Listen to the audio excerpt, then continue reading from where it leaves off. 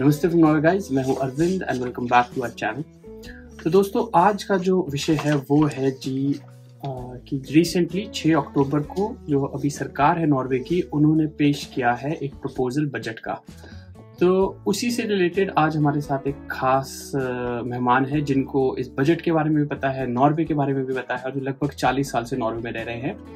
तो हम कुछ मुद्दों पे, जैसे कि जी क्या टैक्स में क्या प्रपोजल है, और फिर कि गाड़ियों पे क्या चेंजेस आ रहे हैं, और साथ ही साथ एजुकेशन से रिलेटेड, मतलब ऐसे कुछ मुद्दे हैं जो कि हम आज जिन पे हम बात करेंगे ओमवीर जी से। तो चलिए जानते हैं, इन्होंने एक गहरा, जिसे बोल सकते हैं आप, रिसर्च किया हुआ है। तो बात करते हैं ओमवीर जी से अबाउट द बजट प्रपोजल। जी नमस्ते। नमस्ते, वेलकम टू आवर चैनल। और हम विशेष रूप से बहुत ही आपका धन्यवाद करते हैं कि आप यहाँ पे आए, आपने समय निकाला छुट्टी वाले दिन यहाँ पे। तो आप थोड़ा सा अपने बारे में बता दीजिए जनता को। मेरा नाम ओमवीर उपाध्याय है। मैं 1982 में आया था भारत से, आईटी स्पेशलिस्ट करके। ओके। और यहाँ आईबीएम ने हायर किया था। आज की जो टेलीनूर कंपनी है उसका नाम टेलीवर्केट होता था उस समय। उसमें मैं शुरू किया था, पहला जॉब डेनिश कंपनी में एम्प्लॉयड था। ओके। उसके कुछ एक 2 साल बाद मैंने यहीं लोकल कंपनी में जॉब ले लिया। ओके। नॉरिजन भी शुरू की और सोसाइटी में इंटीग्रेट हो गया। भाषा सीख ली जल्दी, और भी बहुत सारी चीज़ें लोकल जो इंटीग्रेशन के लिए, यहाँ की जो स्कीइंग वगैरह भी। ओके। तो इससे समाज को सीखने में, समाज के बारे में पता चलने में आसानी हुई। हाँ जी। तो ओमवीर जी ने बहुत सी ऐसी उपलब्धियां की हैं जिसके ऊपर हम एक अलग सी वीडियो बनाएंगे। और ये यहाँ पे जो है एक अपनी पॉलिटिकल पार्टी है उससे भी एसोसिएटेड है। And I think he has the right knowledge to give the opinion about जो अभी बजट का प्रपोजल हुआ है। तो ऐसे कौन कौन से मुद्दे हैं जिस पे आप आज हमें थोड़ा सा अपना ज्ञान देंगे? हाँ, ऐसे वैसे विषय तो बहुत हैं, किंतु उसमें से कुछ मुख्य विषय है जिसकी सबको बड़ी उत्सुकता रहती है जानने की। और अपना भी, हम भी उससे इफेक्टेड होते हैं। तो ऐसे कुछ विषय हैं। तो जैसे परिवार का विषय है। परिवार में जो लोग किंडरगार्टन बारहगे में जाते हैं तो उनके लिए कुछ मैक्सिमम उन्होंने थोड़ी सी घटा के मैक्सिमम कर दिया 3000 क्रोनर फीस महीने की। अच्छा, तो मतलब हाँ। मैं एवा का पर मंथ जैसे 3500 नॉक देता हूँ, तो अब वो 3000 हो गई। 3000 प्रपोज किए, यदि अच्छा। पास हो जाएगी। अच्छा, पास हो जाएगी। पास हो जाएगी। तो हाँ, अभी तो प्रपोजल ही है ये सब जो बता रहे हैं। हाँ जी, ये सब प्रपोजल है, अभी इस पे डिबेट होगा बहुत तगड़ा, और मिड दिसंबर में पता लगेगा। दिसंबर तक पास हो जाएगा, 9-10 ओके। के आसपास तक अपना अच्छा जी। पास हो जाएगा। उसमें कुछ नेगोशिएशंस भी होंगे पार्टियों से जिनसे सपोर्ट चाहिए। ऐसे वो अपना चलाएंगी तो हो सकता है कुछ और टैक्स बढ़वा दें। अच्छा, ओके। इस तरह से सब अपने मुद्दों को आगे रखेंगे, अपने ट्राई करेंगे। लेकिन एक जो लेफ्ट में पार्टी है अपना एसवी, जो कि उनको सपोर्ट कर रही है माइनॉरिटी गवर्नमेंट को, तो मुख्य रूप से उसी के साथ वो सहायता लेंगे, उन्हीं की सहायता लेंगे, लेकिन वो फिर कुछ टैक्स और बढ़वाएगी। अच्छा, ऐसा है। ओके। तो अभी तो जैसे है कि फैमिली का है तो किंडरगार्टन का जैसे प्रपोज किया गया।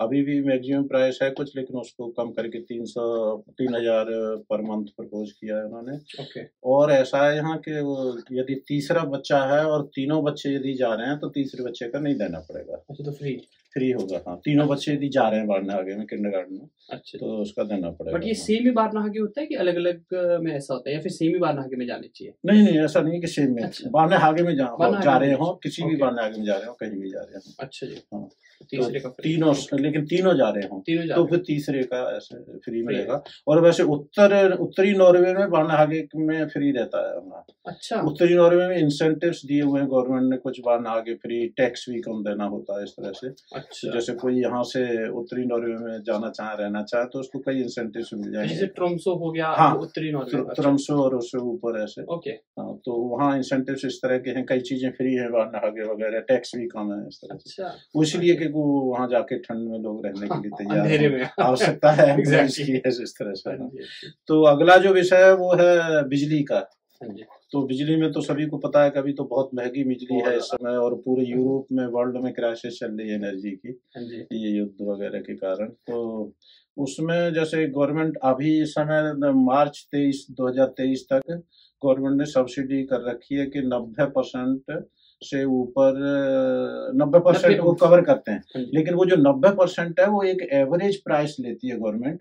तो मेरा अनुभव ये है, जो मैं देता रहा हूँ अभी, कि वो प्राइस बहुत ऊपर होता है जो गवर्नमेंट का एवरेज प्राइस होता है, जिसके 90% वो 90% भी वो 70 ओवरे जो होते हैं, 70 पैसे नॉरिजन ओवरे होते हैं, जो 1 करोड़ में 100 ओवरे होते हैं, तो 70 ओवरे से ऊपर जो होता है उसका 90%, और ऊपर जो एवरेज प्राइस है, लेकिन अधिकतर लोग अधिक ही देते हैं। तो वो 70 की जगह एक तरह से मेरा अनुभव है कि 50% ही सब्सिडी मिलती है, और वो केवल घर के लिए है। केवल घर में जो आपका यदि कोई दूसरा हिस्से है, जैसे मान लीजिए, और हिस्से में नहीं कोई सब्सिडी, वहाँ कोई नहीं मिलेगी। तो हाँ, तो मुझे हिस्से पे कुछ नहीं मिलती, कभी बहुत कम जाते हैं इसलिए। हाँ, तो ऐसे है। और वो क्या कर रहे हैं कि वो एक एलाबिफ्त होती है, टैक्स होता है बिजली पर, प्रोडक्शन, और उसके लिए वो भी बढ़ा रहे हैं 2.8%। गवर्नमेंट वो भी बढ़ा रही है पैसे खींचने के लिए, उससे वो 9.16 अभी हो सकती है वो बढ़ के। हाँ, और उसके बाद मार्च से सितंबर तक फिर वो 70% कर देंगे, ऐसा उनका प्रपोजल है। तो उसके बाद फिर बढ़ा सकते हैं, फिर से 90% सब्सिडी कर सकते हैं। तो ये सितंबर 2023। 2023, हाँ, ये बिजली का है। अब कार और ट्रेवल जो नॉर्वे में ही, तो वो जैसे जो फेरी, नॉर्वे में बड़ा दूर दूर जगह हैं, टापू हैं, आइलैंड्स हैं, और इस तरह से, तो जिनका कोई कनेक्शन नहीं है, तो वहाँ केवल फेरी ही कनेक्शन है, तो उसमें वो 20% कम कर रहे हैं टिकट को। चलो, किसी चीज में कम है। हाँ, प्राइसेस को वो गवर्नमेंट सब्सिडी देगी वो। इस तरह से। और लेकिन टोल बढ़ाए दे रहे हैं बहुत सड़क पर। और इलेक्ट्रिक कार हैं, उनका प्राइस री रजिस्ट्रेशन, और हैवी गाड़ियां हैं जो वेट के हिसाब से जो टैक्स लगता है, वो बढ़ाए दे रहे हैं। तो जैसे इलेक्ट्रिक कार पे जैसे वेट भी बढ़ा रहे हैं, 5 लाख से ऊपर जितनी कीमत है उस पर 20% वेट देना पड़ेगा आपको इलेक्ट्रिक कार पे।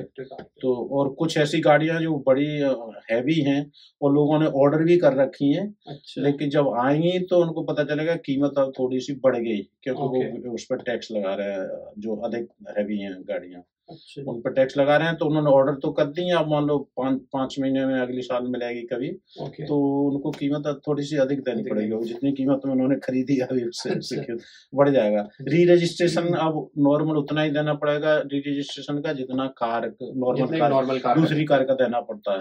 और वो बहुत है, कुछ 3-4 हजार के बीच में, 3-4 हजार के बीच में कुछ। तो आपके पास अभी इलेक्ट्रिक कार है, तो आप अभी टोल कितना है आपका जनरली?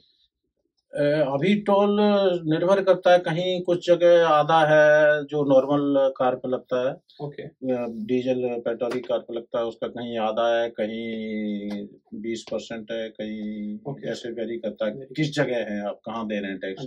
क्योंकि मैंने कहा था ना, जैसे कम्यून डिसाइड करते हैं, जैसे यहाँ ओस्लो में ओस्लो पैकेज 3 है, वो डिसाइड करता है।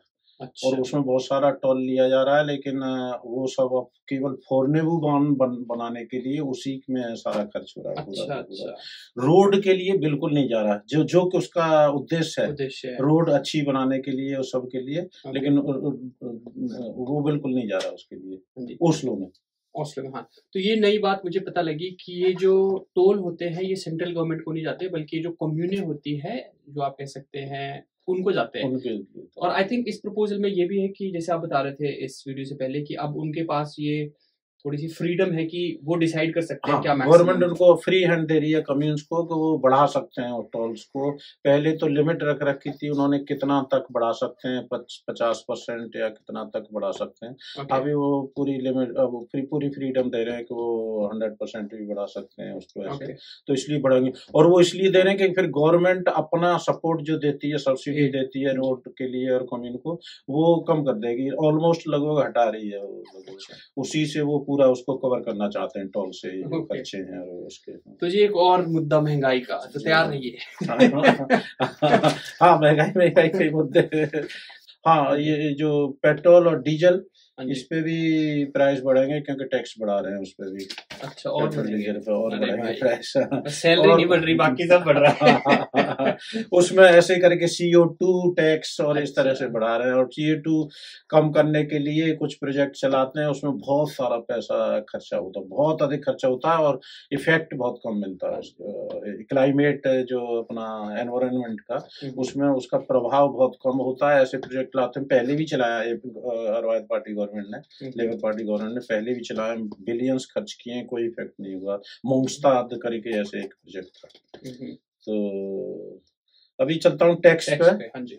तो टैक्सेस में कई तरह के टैक्सेस हैं। तो जो इंडस्ट्री के लिए स्पेशली ये फिशरीज और समुद्र की में जो जीव जंतु होते हैं, उसमें जो उसको खाने के लिए उसका जो इंडस्ट्री है, वो उनके लिए टैक्स बढ़ रहा है बहुत। ओके। और वेल्थ टैक्स लोगों के लिए बढ़ रहा है, सभी के लिए, इंडस्ट्री और पर्सनल सैलरी लोगों के लिए। वो 0.97 से 1% कर रहे हैं वेल्थ टैक्स। वेल्थ टैक्स की लिमिट क्या है? वेल्थ टैक्स ऐसा हो तो उसमें एक ब्रैकेट होती है, जैसे अभी 2022 में 1.7 मिलियन एक इंडिविजुअल को तब तक वेल्थ टैक्स नहीं देना, उसके ऊपर जितना भी वेल्थ है।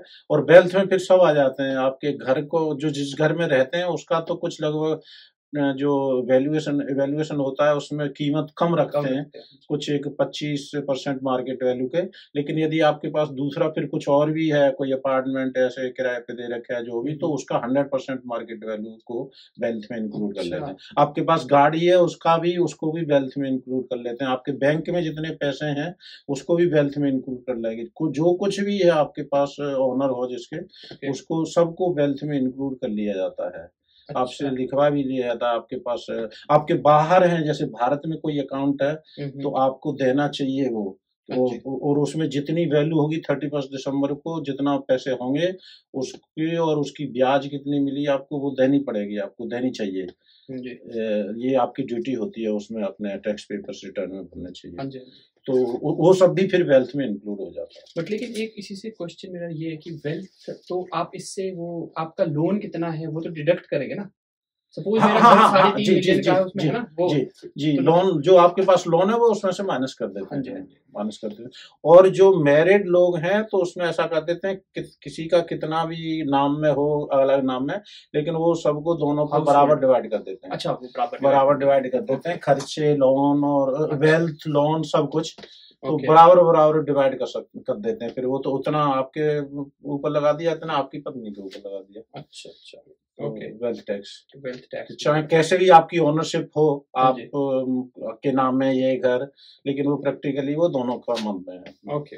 एक ये जो पर्सनल टैक्स, सैलरी टैक्स है, इनकम टैक्स है पर्सनल, उसमें कोई विशेष चेंजेस नहीं है। जैसे जिनकी 7 लाख 7.5 लाख तक इनकम है, और मेरे पास फिगर है कितनों की इतनी इनकम है, कितनों की इस बीच में, उनके लिए थोड़ा सा बहुत साल में 1-2 हजार कम हो गया। अच्छा। ऐसे ही उससे थोड़ा सा ऊपर है उनका 2 हजार ज्यादा अधिक हो गया। लेकिन जिनकी इनकम 1 से 2 मिलियन के बीच में है उनका थोड़ा और अधिक बढ़ेगा टैक्स। 2 से 3 मिलियन के बीच में उनका और ज्यादा बढ़ेगा टैक्स। इसी तरह से प्रोग्रेसिव बढ़ाया जा रहा है। और वो प्रोग्रेसिव जो एक थ्रिम्सकात ओरिजिन में कहते हैं जिसको, प्रोग्रेसिव जो उसी के थ्रू, स्लैब्स के थ्रू बढ़ाया जा रहा है। और ये कि कई लोग अपने डिस्कस कर रहे हैं कि, और बड़ी चिंता की विषय है कि एम्प्लॉय टैक्स लगाया जा रहा है 7.5 लाख से ऊपर जिसकी इनकम सैलरी है। तो सबसे पहले तो ये बता दूं कि वो केवल सैलरी नहीं है 7.5 लाख। जैसे अपनी सैलरी होती है, मान लीजिए 5 लाख या 6 लाख सैलरी है, उसमें एम्प्लॉयर और भी खर्चे करता है। आपका इंश्योरेंस कराता है, कई तरह के पेंशन का इंश्योरेंस कराता है। पेंशन के लिए एक इंश्योरेंस होता है जो प्रीमियम देती है, एम्प्लॉयर देता है प्रीमियम। आपके लिए खर्चे देता है, पेपर के, डिजिटल, इंटरनेट और वाईफाई, इन सब के लिए। और ऐसे ही बहुत सारे खर्च जो आपको फ्री में मिलते हैं, लेकिन वो फ्री में आपको मिलते हैं वो एज सैलरी पेमेंट, उस पर आपको भी टैक्स देना पड़ता है, और वो भी ये 7.5 लाख में इंक्लूड होगा। अच्छा। तो यदि मेरी सैलरी यदि 6 लाख है तो हो सकता है वो 1.5 लाख से ऊपर हो गया उस दूसरे खर्चे जो एम्प्लॉयर ने किए हैं।